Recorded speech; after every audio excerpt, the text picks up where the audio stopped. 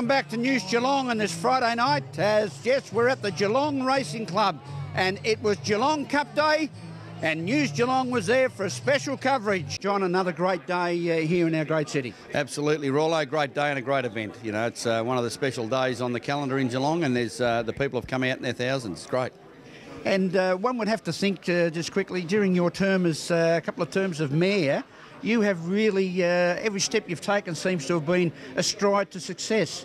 Oh, well, I'm as I've always said, I'm only one person in a council that's trying to make Geelong a better place to live, work and play, and that's what we're endeavouring to do. And we have had some success, you know, so I'm only one of 12, mate, so, you know, that's part of a great organisation, and we do take our job seriously, and we do try and do the best we can. And we must ask you, you'd have to be proud as a follow-up to the UCI Road World Cycling Championships. We've now we've had the Royal Geelong Show, now Geelong Cup Day in perfect weather. It just continues on for our great city. Oh, it certainly does, Graham. We've got a number of other good events coming up. We've got Scandia, we've got the Air Show, we've got the biggest multicultural festival in Australia in the Paco Festa, you know, so it goes on. You know, we've got a multi-sports and entertainment event coming up as well early in February. So, look, you know, we want to be known as the event city, so it brings people in. It allows our residents to enjoy, you know, different parts of Geelong with different sporting events. And the UCI, how good was that? You know, no one could complain about that, surely to goodness. No one could complain about it.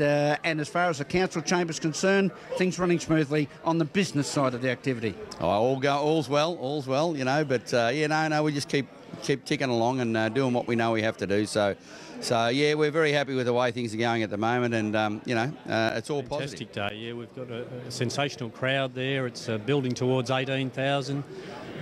Couldn't be luckier with the conditions when you compare to what happened at Caulfield on Saturday. We've just been blessed, so that certainly helps, because it's a party atmosphere out there, and you need the weather on your side. So plus we've got a sensational field in the Geelong Cup. Personally, I think perhaps the best we've ever had. I mean, perhaps we need a bit of time to reassess that on the results after the Cup. The good judges tell me you need 6 weeks or so after the Cup to really work out how good the field is. But on the credentials, you know, Dean Lester said to me it's the most or the best credentialed field we've had, you know, perhaps in his time anyway at the Geelong Cup. And Paul, now chairman of the Geelong Racing Club, what brought you into the chair?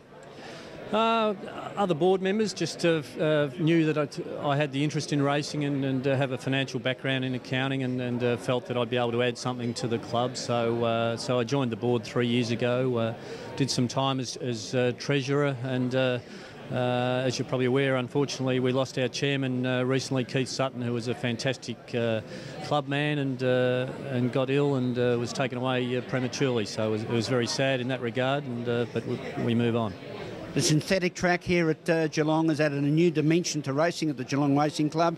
Future planning and developments also see an exciting future for the GRC. Yeah, look, the synthetic track's obviously been fantastic for us. Put a bit of strain on resources at times. I think at one stage we had 6 race meetings in 8 days. And 20 meetings in 60 days, and all sorts of stats we can throw at you to say it's probably been the most raced upon track in the history of Australian racing. But it's held up really well, and it's probably been a bit of a saviour for Racing Victoria to be able to, you know, through a wet winter that we've had, to be able to transfer the meetings across. I don't know what they'd have done without it, so I'm sure they're all very pleased with it. It's worked really well. In the future, we're in the process at the moment of putting up new race day stalls down the south end of the course, and we'd like to perhaps one day in the future move the mounting yard in front of the main grandstand. Lots of other smaller improvements planned, but yeah, there's time to plan those things out. But we're confident we're moving in the right direction. We've had good improvements in recent years, and we'll continue to do. Two ladies from the world of basketball in netball, in Bianca from the Melbourne Vixens. How are you, Bianca? I'm very good, thanks. Very excited to be here today. And Natasha Chocolate. Yeah, it's been fantastic. We've made the trek down and having a great day so far. And your guests of the Geelong Racing Club, are you ladies that venture to the different racing meetings around that suburb in Melbourne? Yeah, it's certainly an exciting time of year, especially because it happens to coincide with our off-season. So we get to as many races as we can. it's nice to dress up for a while instead of being in training gear. So we embrace the Spring Carnival. Yeah, it's one of our favourite times of the year. Now, like all Australians, you must have been absolutely excited and on the edge of our seats in that great netball grand final. What was a double extra time? Yeah, double extra time. It was an amazing game. Unfortunately for the Aussies, though, we got a silver medal again. But yeah, great for netball to have that on primetime TV. Now, one of the pressing questions I have, do you reckon Coxie took a little bit, she took that shot when we could have taken the gold a bit quicker than what she would normally? Well, I think with Coxie, I think we have to be grateful that she actually kept us in the match and took us into overtime. If it wasn't for her, we might have lost, in the end of the fourth quarter. And Natasha, the world of netball, Melbourne Vixens, it's been a great season. Looking forward to next season. When does pre-season start? Well, pre-season's already started for the Vixen girls. I myself are heading over to New Zealand to play with the New Zealand outfit next year. So my pre-season starts November 8th. So you're going to play fish and chips? I am going to do the fish and chips, but I can guarantee everyone I will not get a New Zealand accent. I'll stick with my Australian one, thank you. And what about you, Bianca? Are you remaining loyal and come down and playing with the Geelong Cougars? I don't know about the Geelong Cougars, but I'm remaining loyal to the Vixens and I'm already in training. Well, Jess, is this the first time you've been in Fashions on the field? Yes, actually it is. Well, you've done well on your first try. Who are you wearing today? We actually won a competition through Purple Cow and Essence Health and Beauty. So we got a dress from Purple Cow and our hair, makeup, tan and hat from Essence Health and Beauty. And what was the inspiration behind the dress? Well, we kind of just went in, picked what one we liked, and then we came up with the whole kind of old school look. Is this the first time you've been in a Fashions on the field event, Craig? This is actually my second time. So last year I made the top 5, and I just thought, why not give it another go? But didn't expect to win at all. So this is just a bonus. What did you do differently this time round?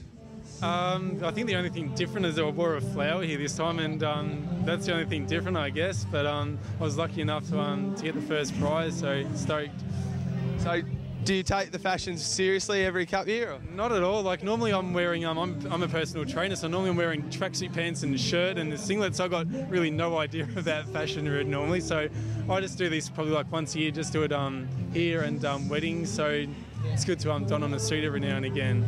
Would you consider moving into the fashion industry in the future? No, I don't think so. I think I'll stick to the personal training and stick to the casual wear. That's it for the Geelong Racing Cup for another year as we go to a break on News Geelong and be back with sport and weather after this.